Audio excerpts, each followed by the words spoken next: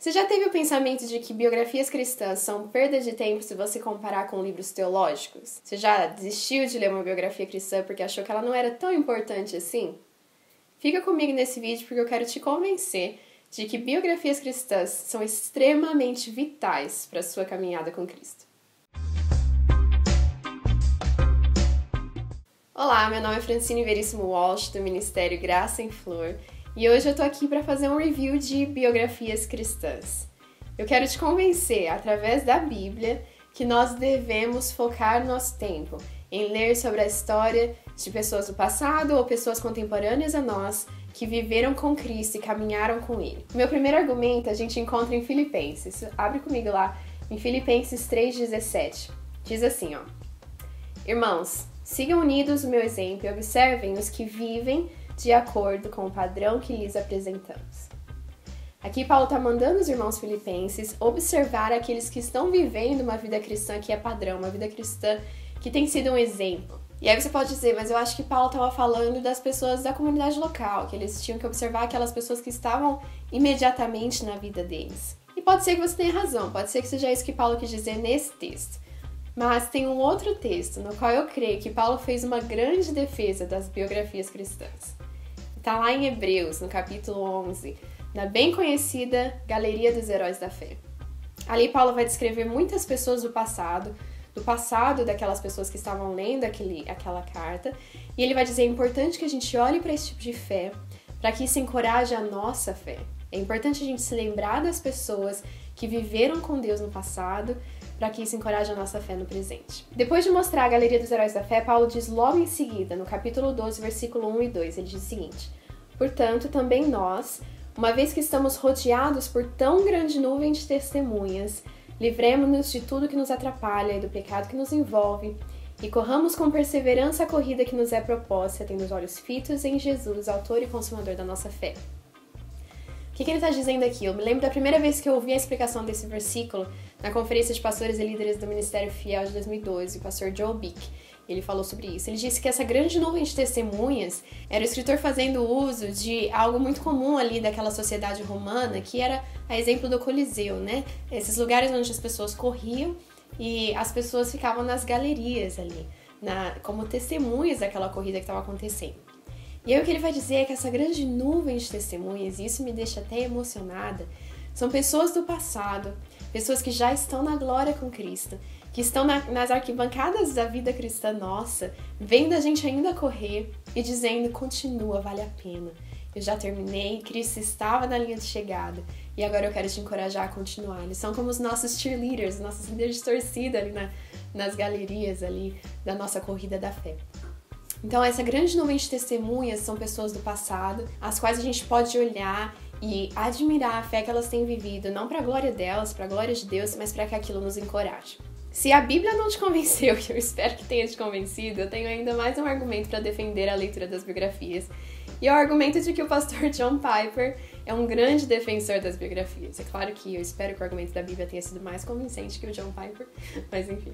John Piper tem então um artigo no seu ministério online, desiringgod.org, chamado Irmãos, Leiam Biografias Cristãs.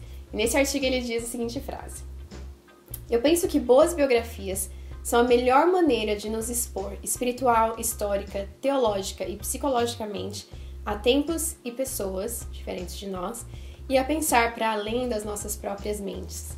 E para mim, eu acho que as biografias cristãs me ajudam pessoalmente no sentido de psicologicamente me convencer do quão valioso é viver por Cristo. Essas pessoas que não tiveram medo de até mesmo dar sua vida, algumas delas, e pessoas que viveram tão firmemente por sua fé, independente do contexto histórico em que elas estavam, seja um momento de guerra, seja um momento de grande conflito e perseguição dos cristãos, isso me encoraja a viver a minha vida agora, ainda que num contexto diferente, numa língua, num país diferente a deles, a saber que Cristo é o mesmo, e que o Cristo que elas viram como valioso o suficiente para dar a sua vida é o mesmo Cristo que eu tenho tentado viver para Ele, e isso me encoraja na minha fé, tanto de forma espiritual, quanto de forma psicológica e emocional também. Bom, agora que eu já tentei te convencer da importância, então, de lermos biografias cristãs, eu quero te dar dicas de alguns livros biográficos que eu creio que vão abençoar a sua vida. Eu tenho 3 livros na língua portuguesa que foram traduzidos e 2 em inglês que não foram traduzidos, mas se você lê em inglês ou se você quer treinar seu inglês, eu vou deixar essa dica também. O primeiro livro que eu quero indicar se chama As Firmes Resoluções de Jonathan Edwards, foi escrito pelo Steve Lawson. Jonathan Edwards foi um pregador muito importante no começo da história dos Estados Unidos, em que eles estavam começando um novo país e ele trouxe as pessoas de volta à palavra e à importância da palavra de Deus. Esse livro em específico não foi necessariamente uma biografia explicando detalhadamente a vida do Jonathan Edwards, mas focou mais nas resoluções dele. Não sei se você conhece isso, mas o Jonathan Edwards, ele escreveu essas resoluções antes de ter 20 anos de idade. E eram resoluções de coisas que ele queria fazer pela causa de Cristo e que ele se dispunha a fazer. Ele escreveu isso conforme os anos foram passando, ele foi adicionando mais. E eu te encorajo a jogar no Google, porque existe no Google e você pode encontrar todas as resoluções do Jonathan Edwards. Pra mim, quando eu li esse livro, eu era mais jovem, eu tinha mais ou menos a idade que ele tinha quando ele escreveu as resoluções, e isso me encorajou a escrever minhas próprias resoluções e a de fato querer viver por Cristo, pela causa dele, com intencionalidade e propósito, e com disciplina. O segundo livro que eu quero te indicar se chama O Refúgio Secreto, da Corrie ten Boom.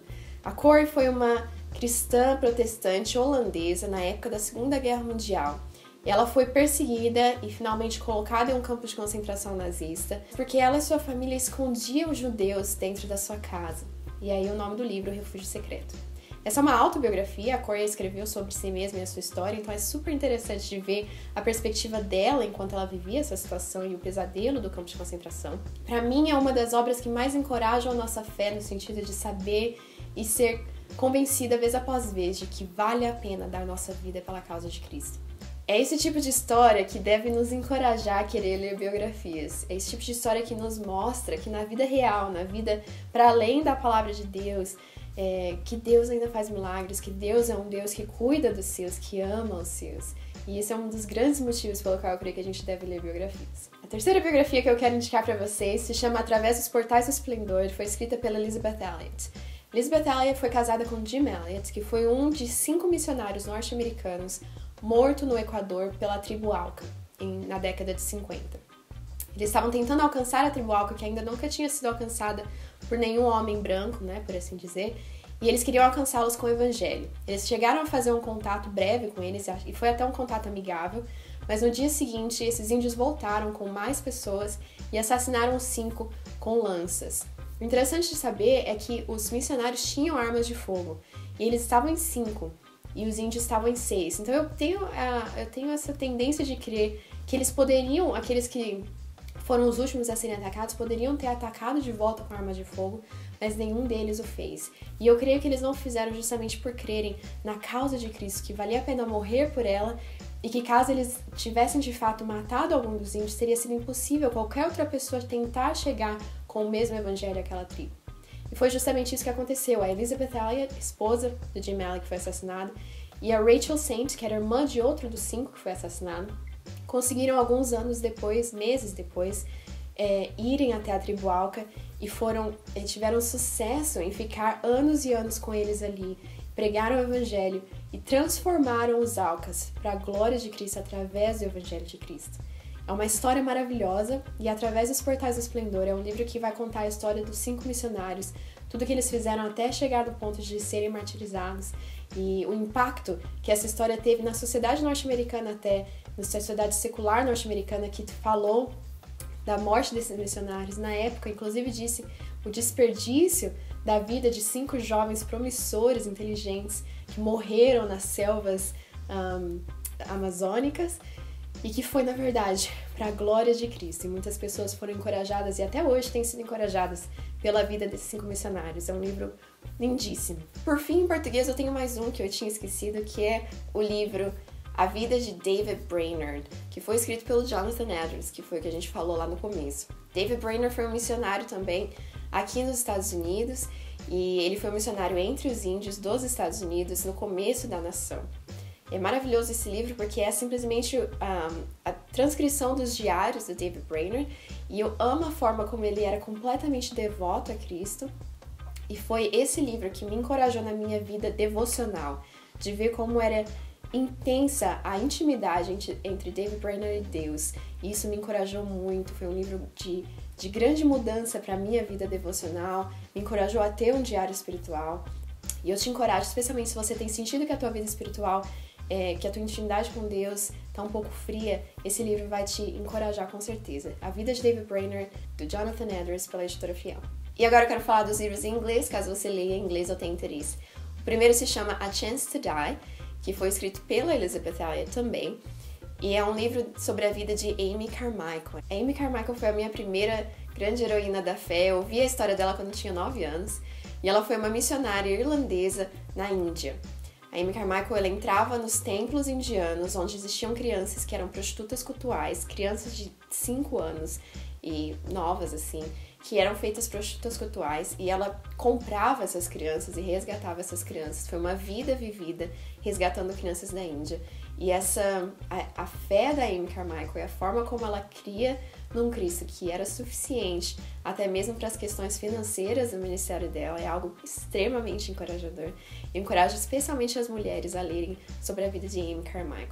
E por fim, eu acho que a minha biografia preferida de todas, inclusive, eu deixei por último, que se chama Hudson Taylor's Spiritual Secret, ou seja, O Segredo Espiritual de Hudson Taylor, que foi escrito pelo filho do Hudson Taylor, Howard. Esse livro foi publicado em português há muitos anos, mas ele parou de ser publicado, e inclusive encontrei ele no Mercado Livre e em alguns outros lugares, mas ele é muito caro, cerca de 80, 100 reais por esse livro. Então as pessoas realmente têm cobrado muito caro porque é um livro que é raríssimo. Mas se você consegue ler em inglês, você encontra ele facilmente no Amazon. O Hudson Taylor foi um missionário na China e ele é famoso inclusive por aquela frase que ele disse: se eu tivesse 1000 vidas, eu as daria à China. Não à China, mas a Cristo. Existe sacrifício grande demais para um Salvador tão precioso? E essa é uma frase que eu carrego comigo e a vida desse homem, quando eu comecei a ler, é algo incrível. Ele tinha uma fé que era absurda de tão grande. Uma das coisas mais peculiares sobre o Hudson Taylor é que ele acreditava que Deus é quem deveria suprir as suas necessidades.